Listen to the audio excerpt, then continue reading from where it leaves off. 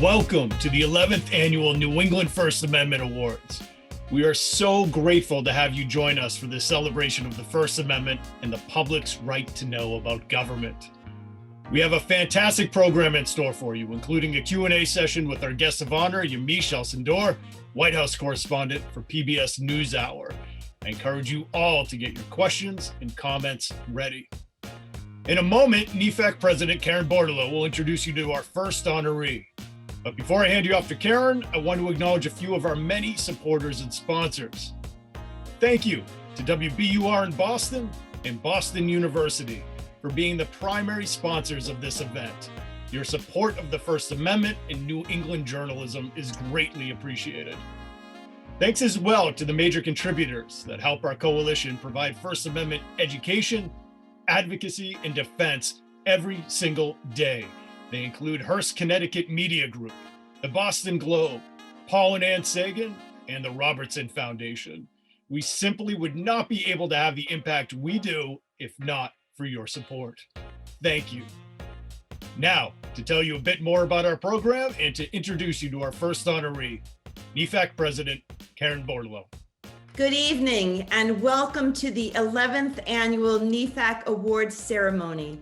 Before we begin, I'd like to give a big shout out to those students and student journalists from Boston University, Emerson College, Franklin Pierce University, Northeastern University, my alma mater, Northern Vermont University, St. Michael's College, Syracuse University's the Tully Center for Free Speech, the University of Rhode Island, and the University of New Hampshire.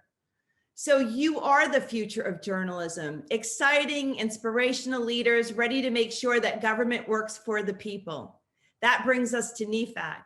Nefac was formed in 2006 by a group of journalists from Providence and Boston who were concerned that citizens and reporters in New England were being denied access to public documents and public meetings despite access laws. So these founders decided they would speak together in one unified, robust voice. They decided they would be heard. And 15 years later, that is what we're still doing. It is our mission to protect the First Amendment from any intrusions, any assaults, even if, especially if, those assaults come from the highest levels of government. Nefac does this in three major ways. Education. One of Nefac's primary goals is to teach the importance of the First Amendment to anyone and everyone who will listen. From our 30-minute skills sessions to our annual investigative journalism training institutes, our mission is to help journalists do their job better. We also have a strong community outreach program. In just 3 years, we have organized and participated in more than 100 civic programs on the importance of free speech and a free press.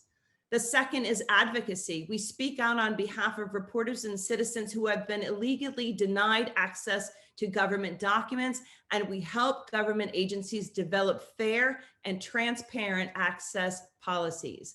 And finally, defense. Nefac gives public testimony and provides free guidance on access issues to citizens and journalists, student journalists included. I want to thank Nefac's Executive Director, Justin Silverman, because without him, this awards ceremony, and frankly, all of our important programs just would not happen. And I'd also like to thank the members of Nefac's Board of Directors who donate so much time and energy to the cause. Finally, I want to offer my sincere congratulations to the 2021 award recipients, Yamiche Alcindor, the recipient of the Stephen Hamblett First Amendment Award, the Bangor Daily News, the recipient of the Michael Donoghue FOI Award, and Jean Kempthorne, the recipient of the Antonia Orfield Citizenship Award. It is my pleasure now to introduce Professor Marianne Salchetti of Keene State College, who led her students in a 3-year public records battle against the city of Keene that reached the New Hampshire Supreme Court. Their final exam session was spent in the courtroom and was worth every minute because they won their case. Welcome, Professor Salchetti. Thanks, everyone. Thank you. I so want to thank the New England First Amendment Coalition for this absolutely amazing, wonderful plaque. The plaque is not just about me, it's about 5 very brave students, also from Keene State College.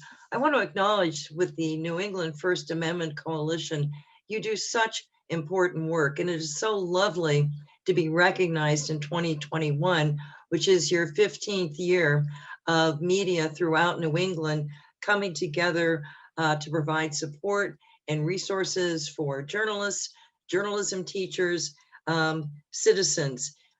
Your group started at a time where we were first starting to hear phrases like truth-based reality. Remember those times? And now we are to fake news.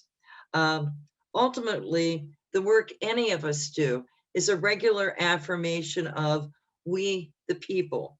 We do so with the brave journalists who have gone before us. We do so for citizens to have the tools of democracy, which include public information that belongs to the public, that is in the public interest. Democracy does not exist in a vacuum. It requires an informed citizenry to make informed choices and decisions. The press's job must operate as free and unencumbered to get that information, no matter how long it may take. In the case of these 5 Keene State journalism students, their quest for 5 right to know requests started in December of 2017 and just ended. The last piece, finally, and ironically, I thought, came in during Sunshine Week of 2021. It was a commitment to truth way beyond the strictures of any classroom assignment or classroom time. It gave new meaning to classrooms as real world laboratories. I remain humbled and inspired by these students: Colby Dudall, Alex Fleming, Meredith King, Grace Pesci, and Abigail Vassis. Thank you. I would also like to thank the New England First Amendment Coalition for this recognition. I think we are all absolutely honored to have been the recipients of this award. And we could not have got this far without the brave leadership of Marianne throughout the whole process. It was quite an experience and a life lesson, I think, just to go through everything with just fighting for the information that we wanted to receive. A lot of times in college, you'll be learning from the books, and I feel like this was an experience that we learned from real life, and that's something that we'll all take with us forever going forward.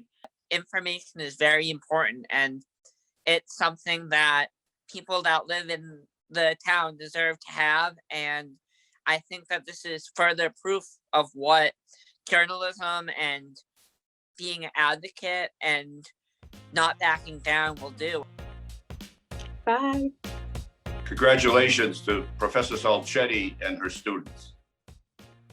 It's no surprise that Jean Kempthorne is our choice for this year's Antonia Orfield Citizenship Award. This is an award that we give every year to someone in the 6 New England states who has fought for information crucial to the public's understanding of what its government is doing or not doing on its behalf. The candidate must have shown both courage and tenacity, and that is clearly the case here. Jean Kempthorne was an assistant United States attorney in Massachusetts for 11 years. Among the several positions she had was chief of the public corruption unit.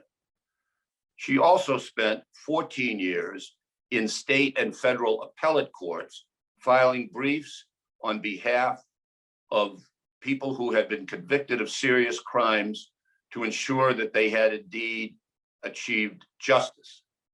She also spent 5 years as a member of the State Ethics Commission, and she is a longtime board member of Common Cause, Massachusetts. Now, Jean Kempthorne is a special assistant district attorney in Suffolk County, working with the Integrity Review Bureau, looking at old murders to see if there have been miscarriages of justice. This is a public servant who cares deeply about justice, integrity in public service, and transparency in government. Jean is with us today for what she did for all of us in her last job. In 2019, she took a position as General Counsel, Chief of Appeals, and Records Access Officer for the new District Attorney in Berkshire County. Months later, the Berkshire Eagle filed a public records request asking for documents in a controversial case that had received considerable public attention. Jean Kempthorne decided that the law was clear, that the Eagle and the public were entitled to know what those documents were. The district attorney, however, concerned more about her own image than the public interest, objected and declared that the records should not be made public. But Jean, committed to the public right to know, released the documents and then resigned in protest. This is an issue that we rarely see in public life. Somebody with integrity who is willing to sacrifice and perhaps in some cases jeopardize their career in the interest of the public. The courage displayed in this case is so remarkable. We cannot help but honor it. With our thanks and our appreciation, Jean, please accept this award. Very delighted to and very proud to receive this honor from you. And I'm thrilled to receive it in the company of Yamiche Alcindor, who is a hero of mine. I watch her every night. Congratulations to all of the other honorees tonight. I'm so proud to be in your company. As for my story, it's pretty simple. Elected officials expect personal loyalty from the career public servants who work under them, and they mostly get it. Well, it's her name on the door. That was the mantra I used to hear from longtime employees accustomed to keeping their head down. It goes without saying, public employees are afraid they'll be sidelined at a minimum, not a team player, if they speak up or speak out, sidelined or fired. So they justify their silence and their complicity as the lesser of two evils, a necessity really. And wait, maybe not an evil at all, because loyalty is a virtue, right? And so fear masquerades as loyalty, as if that were a thing in public service, as if loyalty trumps the law, trumps ethics, and trumps the duties to one's oath and to the public. And I use that verb advisedly. The sad fact is the fear is well-founded. It doesn't pay to annoy the boss by reminding them that there are constraints to their power. So employees have two choices: suck it up or resign. It's not a viable choice for a lot of people. In the twilight of my so-called career, I was in a position to do what others fear to do. And now I'm getting an award for doing no more than I should have done. Somehow it doesn't seem quite right, but it's lovely to have you in my corner. And I thank you again for your support and for this award. And thanks for all you do to preserve our First Amendment freedoms. The First Amendment rocks. I'm always happy to recognize public access advocacy work, but happier still to see when that work brings instant results, which is what happened when the Bangor Daily News investigated disciplinary practices at Maine's sheriff's departments.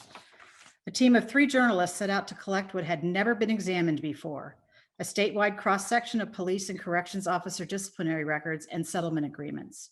Reporters Callie Ferguson and Josh Keefe and editor Aaron Rhoda asked for the misconduct records under the Maine Freedom of Access Act starting at the beginning of 2020. What followed was months of reporting that led to at least 3 bills before the legislature to institute more oversight over law enforcement in Maine. Filing the public records requests with Maine's 16 county sheriff's offices was the start of what would become an exercise in defending the public's right to know. The newspapers successfully pushed back against unwarranted redactions in 2 counties, and showcased how a third county failed to find or to keep disciplinary records on officers at all, even when they lost their license to work in law enforcement. In a fourth county, a sheriff initially said he had no records to turn over, but additional reporting proved he did. About 9 months after the initial request, the newspaper filed a duplicate FOA request and threatened legal action if Somerset County did not comply with Maine disclosure laws. The sheriff turned over the disciplinary documents about a month later. Altogether, the more than 1,000 pages of records from across Maine showed just how much was missing. The newspaper found that roughly a third of records documenting serious discipline did not provide meaningful information about the conduct in question, meaning the public could not even know the reasons behind why some officers were fired. To date, the BDN has published 12 stories relating to its lawman off-limits investigation, including a database of 5 years of disciplinary records. The database allows the public to see which sheriffs are being open about their officers' misdeeds and which are not, shining much needed light on the secrecy of some agencies in a state where law enforcement has often escaped scrutiny. Using thousands of pages of emails and other public records obtained under the FOA Act, the newspaper also published an in-depth look at how one former sheriff, Wayne Gallant, sent explicit images of himself to his employees and to others and propositioned them for sex. The investigation revealed how local county commissioners had no power to place elected sheriffs on leave while they're being investigated, giving Gallant time to allegedly destroy evidence. The body that certifies law enforcement officers in Maine also did not look into pulling Gallant's license because allegations of sexual harassment do not fall under its purview. After the story was published, many officers, including the Maine Sheriff's Association, came out in favor of a bill to institute more oversight of sheriffs. At a recent public hearing, no one spoke in opposition. Seeking to understand what else the state's licensing body wasn't faulting officers for, the newspaper requested officer certification records from the Maine Criminal Justice Academy. The BDN then cross-referenced them with the disciplinary records, discovering that county officers have kept their certifications despite repeatedly lying to their supervisors, belittling an inmate based on his disabilities and ethnicity, and sexually harassing colleagues and prisoners. Another bill is currently making its way through the Maine legislature to give the Academy more authority to decertify officers. This work by 3 determined journalists represents real tenacity in fighting for the public's right to know. The database that was created during the course of this project offers more than a glimpse into the disciplinary process. It exposes the reluctance of law enforcement officials to police themselves, and it prompted lawmakers to take action to tackle long overdue reform. This is watchdog journalism at its very best, and congratulations to my colleagues in journalism at the Bangor Daily News for their hard work to shine a bright light on Maine's sheriff's departments.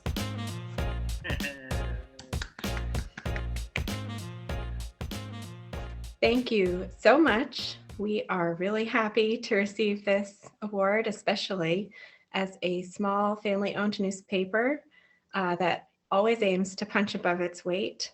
Investigative reporting is time-consuming, it's expensive, and it's really not possible without the support of newsroom leaders and newspaper leaders who believe in it. And so we are incredibly grateful, not just to receive this recognition as a team of reporters, but also for our newspaper. Thank you so much. I want to second everything Erin said and just point out that across the country, more and more states are making law enforcement discipline records public. And while that's a great thing for transparency, what our reporting shows is that just because state law mandates these records are public doesn't mean that police will put information in the records that is useful to the public. So we hope our reporting shows that additional scrutiny is needed to make sure that law enforcement is held accountable and follows the spirit of open access laws. And we hope that the records are something that reporters in other places ask for to see whether their law enforcement officials are being transparent about misconduct.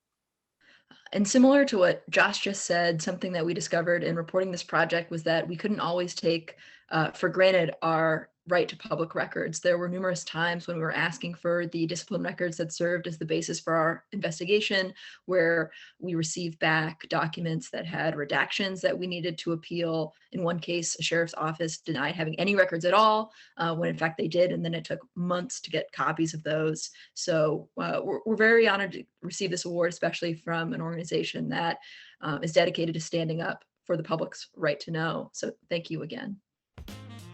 Thank you. Thank you so much. Congrats again to the Bangor Daily News. Great work. Now for the presentation of our 2021 Stephen Hamblett First Amendment Award. If you love journalism, there's nothing better in the world than being able to do that journalism, being able to tell the stories of people who need their stories told. It's tough, it's hard. I have moved like 6 or 7 times.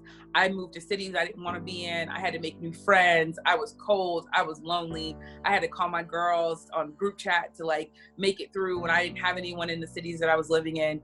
But to me, it was worth the journey. It was worth being able to tell those stories. I became a journalist because I learned about the story of Emmett Till, this 14-year-old Black boy who was murdered in Mississippi. And I learned about his mother's courageous decision to put his face on the cover of Jet magazine, to open up his casket and to let the world see what racism had done to her son, what racist white men had done to her son. And it was all based on a lie. And journalists, in particular, civil rights journalists, Black journalists, they told that story, they informed the nation, and quite literally the world changed. And it also changed my life years and years later. I learned about the story of Emmett Till and I knew exactly who I wanted to be. I wanted to be a witness. I wanted to bring the hard truths to America. I wanted to be asking politicians and leaders and people in power about the fabric of our country, which includes how we as a country are going to move forward and continue to root out the racist parts of our country. I continue to be a journalist because I feel like I am very much serving my purpose every day, thinking about being a voice for the voiceless, every single day thinking about vulnerable populations who may never make it into the White House. When I'm crafting my questions for the president or for White House officials. Follow-up question is, one, if you could talk a little bit about which families, why they're being allowed to stay, what the families that are being allowed to stay, why they're being allowed to stay. In addition to that, when it comes to the filibuster, which is what Zeke was asking about, there's immigration is a big issue, of course, when it related to the filibuster, but there's also Republicans who are passing bill after bill trying to restrict voting rights. Chuck Schumer is calling it an existential threat to democracy. Why not back a filibuster rule that at least gets around issues including voting rights or immigration? Jim Clyburn, someone of course who you know very well, has backed the idea of a filibuster rule when it comes to civil rights and voting rights. Hi, Mr. President. Yamiche Alcindor with PBS NewsHour. On the campaign trail, you called yourself a nationalist. Some people saw that as emboldening white nationalists. Now people are also saying that the president. That's such a racist There question. are some people that say that now the Republican Party is seen as supporting white nationalists because of your rhetoric. What do you make of that? I don't believe it. I don't know. Why do I have my highest poll numbers ever with African Americans? Why do I have among the highest poll numbers with African Americans? I mean, why do I have my highest poll numbers? That's such a racist question. Honestly, I mean, I know you have it written down and you're going to tell me. Let me tell you, it's a racist question. And Mr. President, I want to ask. You know what the word is? I love our country. I do. You have nationalists, you have globalists. I also love the world. And I don't mind helping the world, but we have to straighten out our country first. We have a lot of problems. And Excuse me, but to say that, what you said is so insulting to me. It's a very terrible thing that you said. And Mr. Okay, President, please, Mr. President, people have you Go talked ahead. about middle class tax cuts on the campaign trail. How will you get Democrats to support that policy? Or You have to ask them. Well, Hey, what's your plan for excuse working with me. You know Democrats how on a my middle plan class is? tax plan? You know what my plan is? I'll ask them. I'm constantly thinking about the middle class Americans, working class Americans in neighborhoods who are busy, who are trying to survive, who are trying to thrive in this democracy, and who don't often have equal access to the pursuit of happiness and all the ideals that America says it really cherishes. So in some ways, I think being a journalist is so much about educating the population, informing people about how inequality exists and continues to course through our country, but also the world, and how it spreads across every sector, whether it's foreign policy or economics or transportation or education, or of course, healthcare in the middle of this pandemic. And we are, of course, dealing with a challenge with journalism. We are going through this era of misinformation, of disinformation, where people are seeking to mislead the American public on a regular basis, where people are making life and death decisions, and sometimes basing that on a lie or on miscommunications or on people really trying to lead them astray in the middle of a pandemic and a racial reckoning. So I continue to do the work of journalism because I think it is the work to bring truth to America, to make this a more just world as a whole, and to hold people accountable, people who are making so many decisions that impact people's lives at the White House, at the Justice Department, at the Department of Homeland Security, so many other places in our government that need to have a light shine on them. I'm honored and excited to receive this award for doing that work, for pushing for truth, for digging for justice. This is such a touching honor, and one that I am particularly grateful to receive during such historic and critical times. Previous recipients of this award, like Margaret Sullivan of the Washington Post and the great Jane Mayer of the New Yorker, are such important voices in a society and in the world. And I feel honored to be receiving this award following them. I'm also so grateful to so many other pioneering journalists who really paved the way for me, including Gwen Ifill, Judy Woodruff of the of the PBS NewsHour, Athalia Knight of the Washington Post, Lester Holt of NBC News, Nicole Hannah-Jones of the New York Times, and so many others blazing a trail. I'm also so honored to receive this award amid a sea of journalists doing such incredible reporting around the world and at the White House.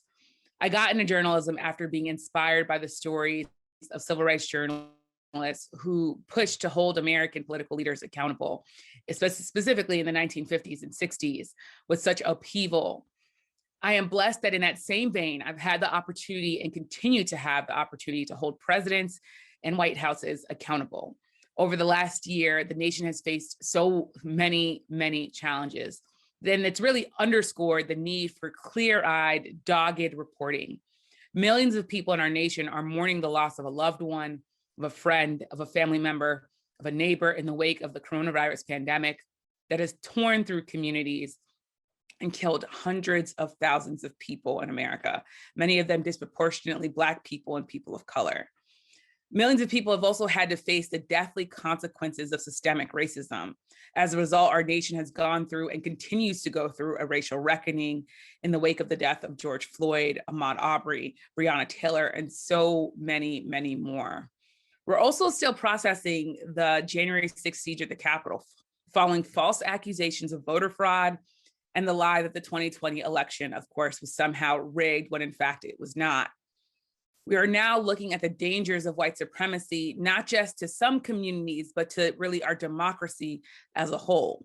And at every step this year, it's become clearer and clearer that we need a vibrant press, a press that is allowed to dig for truth, to tell it like it is, and to directly push leaders and to seek them out when they are misleading the public. The last year has also taught us that we also have to value diversity in race and gender and socioeconomic backgrounds and geography. We have to not just hire, but promote generations of diverse journalists. It's not just a moral thing to do. It's the right thing to do. It's the way that you get the best journalism. Lastly, I've learned from my own experiences that we have to stand up for the truth, that we have to bring our full selves to journalism, and that we have to sometimes face down political leaders face to face directly to get at the truth. Thank you again. Hello, my name is Ed Fitzpatrick. I'm a Nefac board member and I cover the great state of Rhode Island for the Boston Globe. We're very pleased to have Yamiche Alcindor with us tonight for as the 2021 Stephen Hamblett First Amendment Award recipient. To tell you a bit more about Yamiche, she is the White House correspondent for for the PBS NewsHour and a political contributor for NBC News and MSNBC. She often tells stories about the intersection of race and politics, as well as fatal police encounters. She is covering President Joe Biden's administration right now and the impact of the coronavirus pandemic. Before that, she covered the administration of former President Donald Trump and the impact of his policies and rhetoric on vulnerable populations domestically and internationally. Previously, she worked as a national political reporter for the New York Times and is a national breaking news reporter for USA Today. She earned a master's degree in broadcast news and documentary filmmaking from New York University and a bachelor's degree in English, government, and African American studies from Georgetown University. A native of Miami, she's married to a fellow journalist and is the daughter of Haitian immigrants who met while attending Boston College. Yamiche, just yesterday, you were reporting from Black Lives Matter Plaza on the reaction to the guilty verdicts in Derek Chauvin's trial and the murder of George Floyd. As a journalist, what are some of the key questions that you are focused on right now to gauge not just the reaction to the verdict, but the prospect for police reform legislation and the larger issue of addressing institutional racism in this country? Well, first, I want to say, Ed, thank you so much for that introduction. And thanks so much to everyone for inviting me here and for honoring me with this amazing award. I really, really appreciate it. Yesterday, of course, was a historic day. A rare thing happened. A police officer was convicted of murder, second degree, third degree manslaughter. That is not something that we just see in our country. But of course, we also don't see very often, if at all, an African-American man choked to death on camera for 10 minutes. So the questions that I have now really are about, is this case an anomaly? Is this case so out of the realm of what we see in most police interactions that it may or may not have the kind of impact that people want it to have? So my big questions are, will this change the sort of blue wall of silence, seeing all these officers testify against Derek Chauvin? Will we see other police chiefs stand up and say, you know what, if an officer in my department does wrong, we're going to go and we're going to testify too? Also, what does this mean for the George Floyd Justice and Policing Act? It's been a bill that's been lingering in Congress with Republicans and Democrats not being able to agree on much. Senators Cory Booker and Senators Tim Scott, one Republican in Tim Scott and a Democrat in Cory Booker, two Black men serving in the Senate, are trying to work on this bill to come to some sort of compromise. But I wonder if this verdict changes that. So I've been on the phone with lawmakers today. They tell me that there is this inflection point and that they're really worried, especially on the Democratic side, not to let this moment pass, because it is a point where everyone, it seems like, can now look at this and say, yes, that was a murder. Yes, that was not what we want our police to do. I also think the last thing I would say is that I'm also really asking questions about the role that Americans play. I interviewed the brother of George Floyd today, Philonise Floyd, on PBS NewsHour tonight. And one thing that he told me that sticks with me is that if there wasn't this 17-year-old Darnella Frazier who was filming this and who had the wherewithal and to stomach standing there for almost 10 minutes and film in a very steady way this death of George Floyd, he told me, George Floyd's brother, that his brother would likely just be another dead person killed by the police, because of course, the official police account that was released soon after this incident didn't mention a knee on the neck, said that George Floyd had died from some sort of medical condition. So there's really this question of whether or not we as citizens, are people going to feel more emboldened, more likely to engage when they see something that they find troubling? And what role might people play in physically getting involved? One of the things Darnella Frazier, that 17-year-old, recorded, she said she stays up every night apologizing to George Floyd because she feels like she should have done more. And that to me is something that sticks with me as a reporter, because I think she quite literally changed the world. But even she, and probably many others, are thinking, should that crowd have tried to physically remove that officer? And what would that have looked like? And how many people may have died then? So I think that that's a big question for us as society, to say, what role will each of us play in trying to hold the police accountable? You know, we just saw the video of President Trump accusing you of asking a quote unquote racist question at another point. When you asked about disbanding the White House pandemic office, he told you it was a nasty question. What do you make of those reactions, and what is your strategy when you're speaking with officials who verbally attack journalists? You know, I am someone who really is focused on trying to be the kind of member of the press that working class people, a particularly vulnerable population in this country, need. And that to me is a press that is focused on their issues, that's focused on surviving and thriving in this country, that's focused on kitchen table issues, and that we should, as a press, should be taking the issues that this country is facing and taking them to the leaders to try to hold them accountable. So in some ways, I try to be so focused on that I don't get caught up in kind of back and forth. I think that when I see an official like the former president getting angry at the question, it means to me that we need to kind of continue to dig on that issue, continue to press forward to get some real answers. So overall, I would say that my reaction is I'm at work. I'm trying to do my job as best I can. And my work, for me, luckily, is in the Constitution. So I have this incredible, I think, passion and connection to this being my purpose. And that I think is what has gotten me through those tense exchanges. And also, I would say is getting me through when I have tough questions for this administration. You know, I remember when CNN reporter Jeremy Diamond handed the microphone back to you after former President Trump didn't allow you to ask a follow-up question. How can journalists best support each other while covering conflict or confrontational sources? Is there enough support like that going on, or do we need to do more? I think the White House press corps in particular, we really did get to a point where obviously we're competitors, we all work at different networks, but I think there was this sense of we have to make sure that we really look out for each other in just allowing access. So Jeremy Diamond from CNN handing me the mic was a touching moment. And I remember talking to him afterwards, thanking him for that moment, because we thrive, I think, as a country, if we can have questions and follow-up questions so that when officials don't answer are very specific and important questions, that we can then kind of make sure that the public understands that by asking a pointed follow-up question.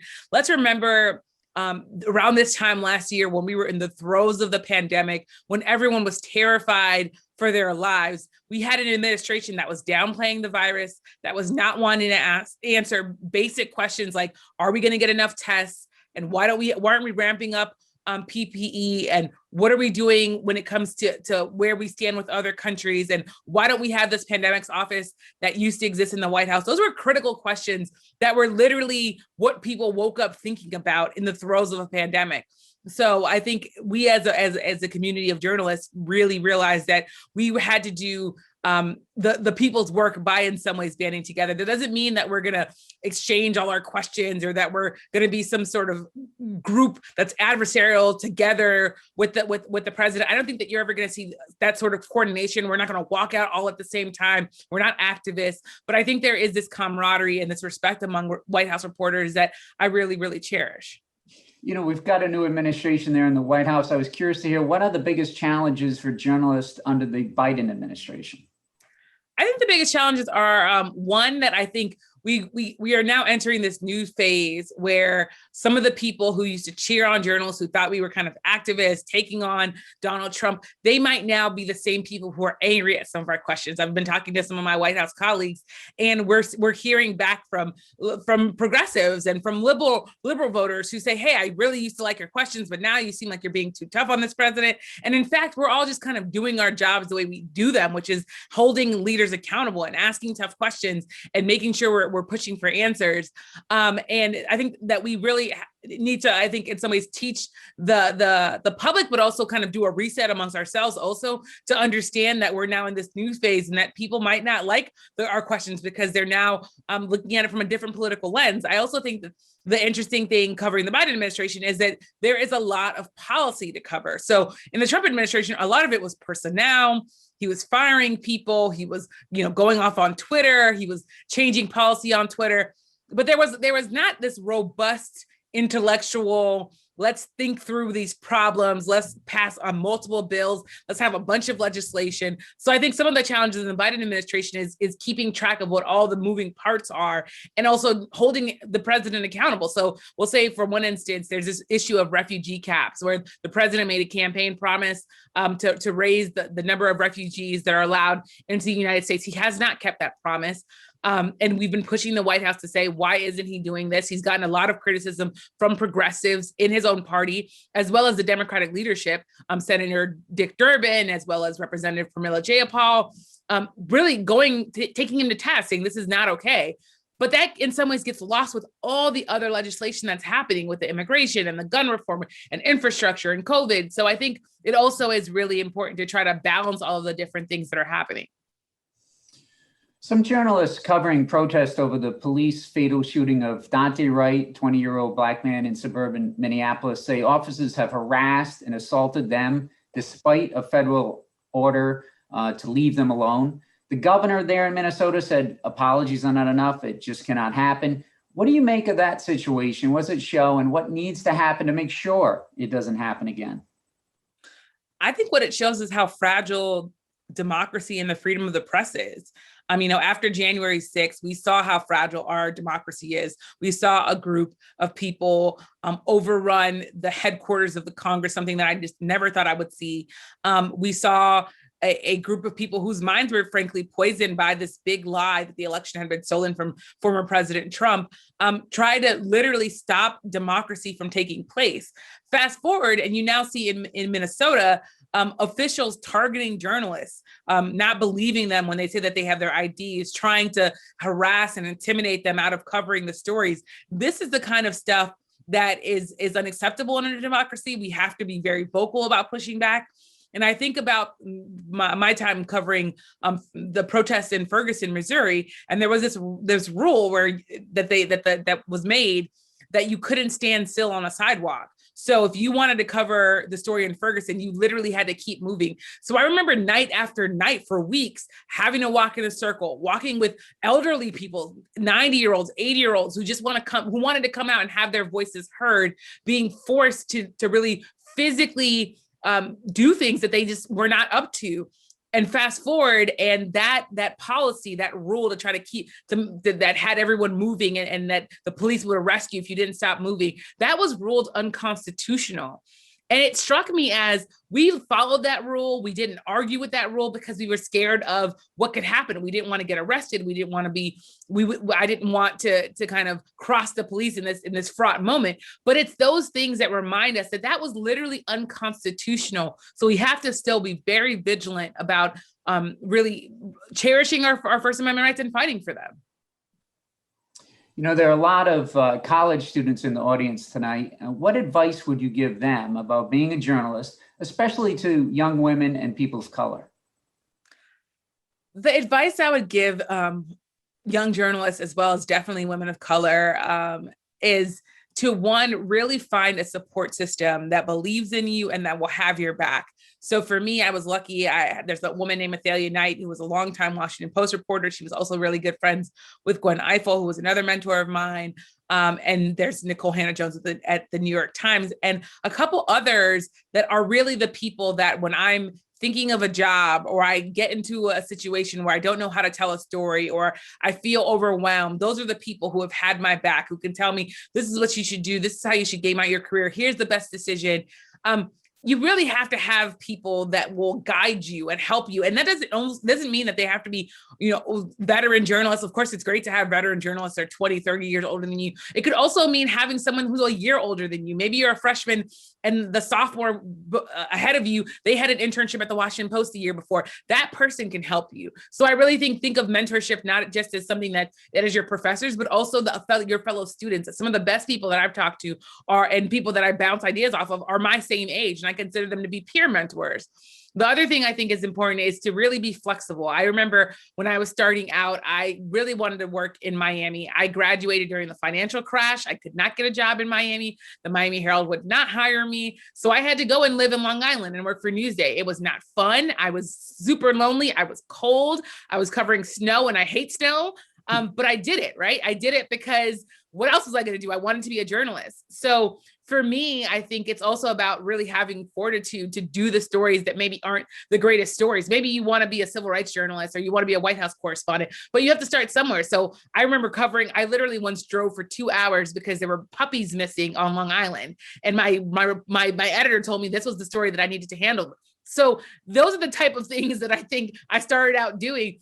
But because my editor saw I was the reporter who you could call at any time and I would go out no matter the story, I was then able to do stories about race and about justice and about all these other things. And that turned into becoming a national reporter and focusing on those issues. So I really think it's about being flexible, being open, doing the job that you can get very, very well. Applying, I had applied to I remember my first job, I applied to over 200 places. Wow. It is not easy to get a journalism job. I know that, especially during the pandemic. I can't imagine how many applications students have to do now. But know that if you want to be a journalist, if you want to stick to it, you can do it. So I really think it's also believing in yourself and being really open-minded. And I want to hear what happened to the puppies as a follow-up question, but we have a question from board member Rob Birchie to follow up on that. I wonder if you could talk about the special challenges that a female journalist of color faces within media entities. To what extent is diversity important in terms of the quality of news coverage, and what additional steps media in New England and elsewhere should be taking to increase journalistic diversity and ensure the safety of all journalists?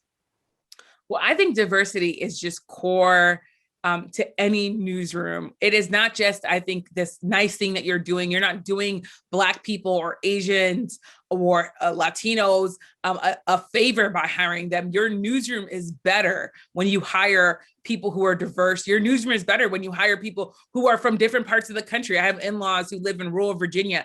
They've taught me so much about what it means to have access to good broadband and what it means when you don't have access to good broadband. I would not know that if I didn't have in-laws that I then drove to and lost cell phone service on the way. And then I had a nephew who was trying to go to school online with no cell phone service in his neighborhood. It's those type of experiences. So I would say diversity, of course, in race, of course, in gender, but also in experience. One of the best editors I ever had was a carpenter for 20 years. He was a blue collar worker who did something that had nothing to do with journalism and then became a journalist. I think all of that adds to people's value. You want a newsroom where people understand what it means to be out working, what it means to be out covering some of these things. So I really feel like diversity has to be this kind of it has to be as integral, I think, diversity has to be as important as buying notebooks, as buying pens, as buying computers. You can't just assemble a newsroom and then say, okay, we're going to think of diversity. It really has to be, I think, a ground up level thing. I would also say that the media, at least in my experience, is still overwhelmingly white. The studies that I've seen have said that the media is something like 3 to 6% African American. This is a real issue. And I think that when you are a diverse reporter, especially if you're a Black reporter, especially if you're a woman, you will run into situations where your life experience might be seen as something that's a bias. There might be people who don't value the diversity that you bring, the diversity of thought that you bring. I think all that is in some ways changing, I will say. And I'll say for me in particular, in my experience, I really am grateful that everywhere that I've worked, have embraced the experiences that I bring to the table. And I say that even to young journalists, right? So maybe you're a young white journalist and you're watching and saying, okay, well, that's diversity. You are diversity in your newsroom. Newsrooms are not filled with 22-year-olds. So when you come there and you're like, well, this story is happening on TikTok, you are going to be the person who's going to see that story. I'm not going to see that story. My editor's not going to see that story. So I think that use whatever tools you have as a young journalist, the way that you're living your life, the food that you're eating, the movies that you're watching, use all of that to try to bring in new ideas, freshness into newsrooms. I remember when Trayvon Martin was killed, and there were all these newsroom conversations at USA Today and other places. I was working at USA Today at the time. This robust conversation about, was he a troubled teen and kind of how should we write about this kid? And I'm from Miami and I was around his age and I grew up at a high school across the street from, I grew up across the street from the high school where Trayvon Martin went to school. So I could say definitively, having gold teeth, smoking weed, liking to watch wrestling, liking to watch MMA, those things are quite normal for a 17-year-old in Miami. It might be hard to say out loud, but if we are honest with ourselves, who among us in this world have not heard of teenagers smoking weed, right? So in some ways, I think we had to pull back and say, let's really look at this situation. We have a teenager who was walking home, who was unarmed, who was killed in a neighborhood where he had the right to be. So what do we talk about that? So I think for me, I had a newsroom that embraced that. I had a newsroom that didn't say, oh, well, you're biased because you're from Miami. I had a newsroom that said, you know what? I'm from Rhode Island. It can be normal in my neighborhood too. So I really feel like having those honest conversations is part of why I think diversity is core to newsrooms. Interesting question from Board President Karen Borlow. She says, objectivity as a tenet of journalism has been debated recently. What's your position on this? Do you think that objectivity is still a tenet of journalism? I think it's fairness. I think of Judy Woodruff, who's the anchor of NewsHour. She's really smart in answering this question. She says, you know, I'm a human being, even though I'm anchoring the NewsHour. She is, of course, anchoring the NewsHour every night. I am doing this through a human body. So yesterday, when I was thinking about how I was going to report on the verdict, I knew that part of it was going to be emotional for me because I'm an African-American woman who knows African-American men, who's married to an African-American man, who's been stopped by the police, who myself has been stopped by the police a number of times. So I knew that I was bringing that to the table. So in some ways, I think, I don't know if it's about being quote unquote objective, because I think we all are coming to the table with our implicit bias. I think it's about being fair. And part of that means that I interview police officers, right? Part of it means that I'm talking to people. I remember interviewing George Zimmerman's family. I talked to his brother a lot.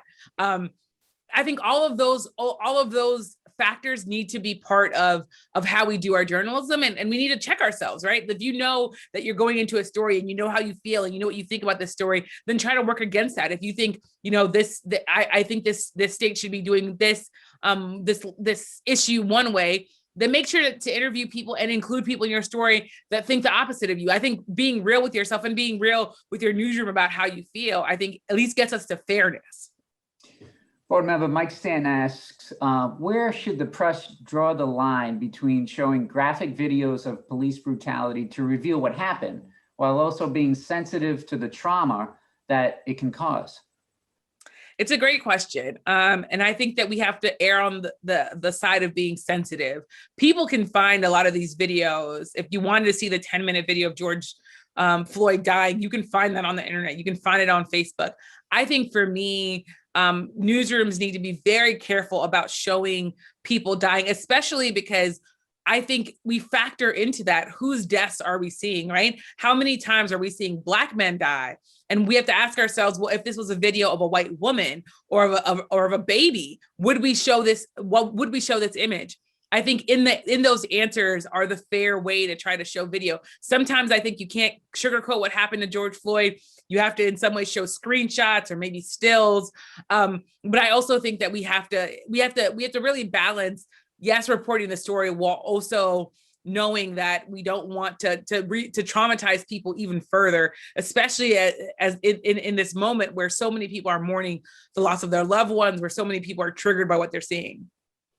One more question from Callie Ferguson. As a reporter focused on issues that affect everyday people, but covering those issues for a national audience from a national perspective, how do you build and maintain relationships with ordinary people from different local communities?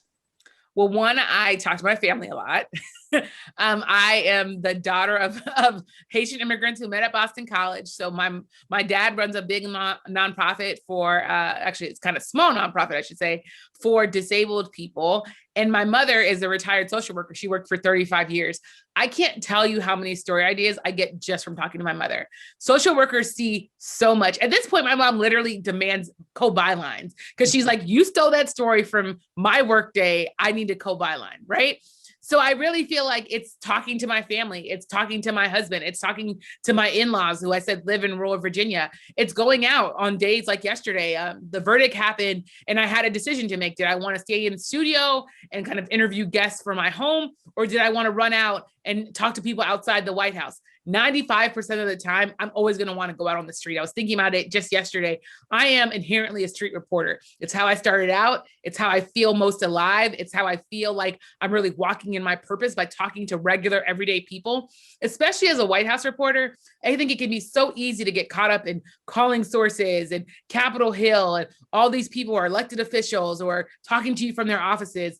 But I think you have to incorporate everyday people, what they're talking about, or you will, I think, become you will become disconnected with just everyday life. I also will say I even though I'm not on TikTok, I'm on Twitter a lot, right? I'm clicking through Twitter. I'm looking at what Black Twitter is talking about. I'm looking at what Twitter as a whole is talking about. I'm looking at what's trending. All of that to me, it factors into how I do my journalism. And I remember when I was covering former President Trump, I told a number of my colleagues, you don't even understand this presidency if you haven't watched The Apprentice. Like if you don't watch The Apprentice and then try to cover former President Trump, you're literally gonna miss the entire thing, because half of it was like entertainment, right? Half of it was him kind of joking and feeling like he was in a reality TV show. So I'm going to fire the Secretary of State. Oh, and then I'm going to fire James Comey. Then we're going to watch James Comey come back to the airport. I remember he was in LA. So there were like helicopters that were literally following James Comey's motorcade. All of that felt like this is the scene out of an Apprentice show that President Trump wanted. So I think you have to, in some ways, be connected to pop culture in some ways. I remember, lastly, this was a young African-American man who was supporting President Trump. He told me one of the reasons why he was supporting President Trump was because his first idea of wealth, the first idea of being rich, of being successful, was tied to Donald Trump because of The Simpsons. And I had to admit to myself that being around the same age as that guy, the first time I ever thought of someone who was filthy rich was Donald Trump because of The Simpsons. I remember as a child watching it and being like, oh, there's the rich guy on The Simpsons. So I really think that we as a society, if you don't at least get that, and it really, you in some ways can lose the story because you're so kind of in the weeds on policy and on kind of the kind of high level debates. You can miss the fact that there's just kind of something staring in your face, which is that a lot of people thought that he had a lot of money, that he was a successful businessman, that he had African Americans and Latinos around him tangentially. So they voted for him. This has been very interesting and very valuable. Thank you so much for taking the time to talk to us. Congratulations on being the 2021 Stephen Hamblett First Amendment Award winner. Thank you for taking the time, and to everybody who joined us tonight. Thank you. And to quote Jean Kempthorne, the First Amendment rocks. Thanks so much.